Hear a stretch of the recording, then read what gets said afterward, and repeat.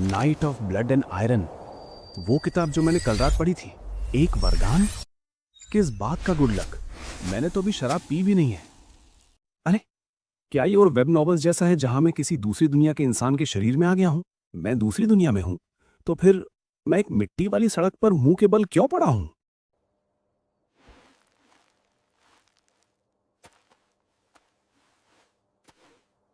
उफ, बहुत ठंड है। आउच, मेरे होठों को क्या हुआ है? तो मुझे समझ आ गया है कि मैंने इस कहानी के किसी किरदार पर कब्जा कर लिया है।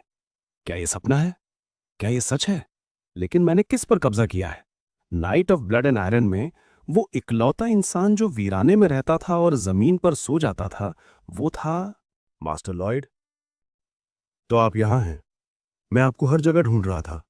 चलिए, हवेली में वापस चलते हैं। ये तो बिल्कुल किताब जैसा दिखता है। किताब में ये जेवियर है, वो मशहूर तलवारबाज। क्या इसने मुझे लॉयड कहा?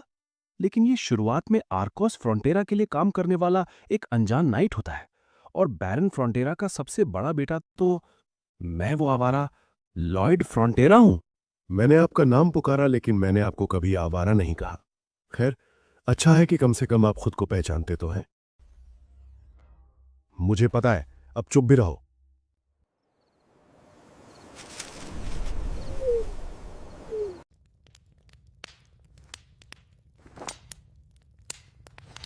तो आपको कुछ नहीं पता कि आपकी ये हालत कैसे हुई?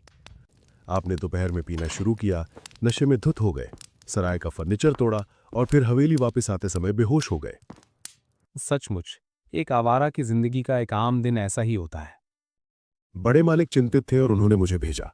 आप भले ही आवारा हो, लेकिन आप उनके बेटे हैं। अगर आप सड़क पर जबड़ा टूटने से मर गए तो उन्हें दुख होगा। ये तो अपनी बातों से तीर चला रहा है। बर्र, ठंड लग रही है। काश ये जमीन थोड़ी गर्म होती, जैसे ऑनडोल हीटिंग। लेकिन नहीं, ये एक मध्ययुगीन फैंटेसी दुनिया है। मैं आपको आराम करने के लिए छोड़ देता हूं मालिक। कल मैं बड़े मालिक को रिपोर्ट कर दूंगा कि क्या हुआ था। क्या वो करना जरूरी है? जी हाँ। ये कितना अकड़ू है। रुको, जेवियर। जी मास्टर लॉयड, मुझे एक बात बताओ। हमारे परिवार पर बहुत कर्जा है ना? बड़ी अजीब बात कही। मुझे इस कहानी का सब कुछ पता है। बस कल रात ही मैंने आखिरी चैप्टर पढ़ा था, और मुझे पता है कि लॉयड के साथ क्या होता है। पार्ट 1, माता पिता आत्महत्या कर लेते हैं, फिर लॉयड भिखारी बन जाता है, दिन भर शराब पीता है, और फिर वो खून की उल्टियां करके मर जाता है। फिर रईस होने का क्या फायदा? ये तो वही पुरानी बकवास और गरीबी वाली जिंदगी है, बिल्कुल कोरिया जैसी। ये एब्सोल्यूट किस तरह का आदमी है? मैंने ऐसा क्या मांग लिया था कि मुझे ऐसे इंसान के शरीर में डाल दिया जिसका अंत इतना भयानक है? क्या तुमने कल रात सराय में तोड़फोड़ की थी? नहीं, कल रात तो मैं किताब पढ़ रहा था। मैं तुमसे भीख मांगती हूँ लॉयड। कम से कम इस बार सराय में जाओ और माफी मांग लो। उफ, लगता है इस शरीर ने जो गंदगी फैलाई है मुझे ही साफ करना पड़ेगा। हाँ ठीक है, मैं कर लूंगा। हाँ? क्या ये लोग मुझे थोड़ी भी इज्जत नहीं दे सकते?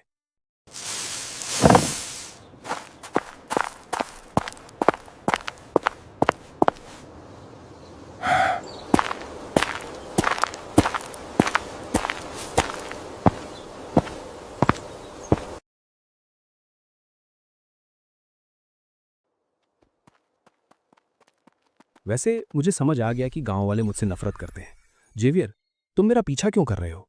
बड़े मालिक ने मुझे आपकी सुरक्षा के लिए आदेश दिया है, ताकि कल जो हुआ वो दोबारा ना हो। मेरी सुरक्षा? मुश्किल से। ये गांव वालों के लिए है। मैं उन्हें आपसे बचा रहा हूं।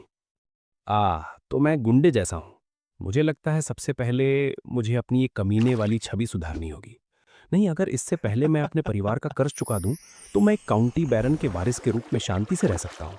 क्या कोई चीट कोड या स्किल है जो मैं इस्तेमाल कर सकूं? अरे, तो मेरे पास स्किल है।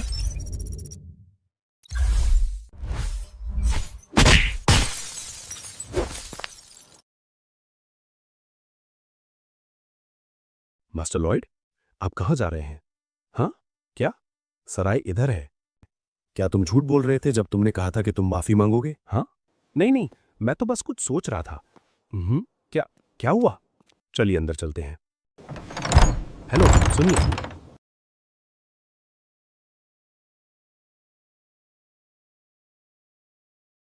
मुझे माफ कर दीजिए। कल रात जो कुछ भी हुआ वो मेरी गलती थी।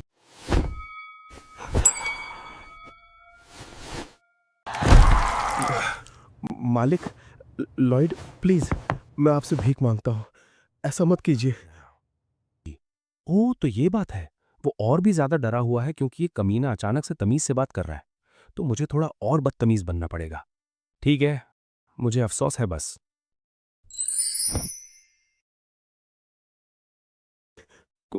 कोई बात नहीं, आपको आपको माफी मांगने की जरूरत नहीं है।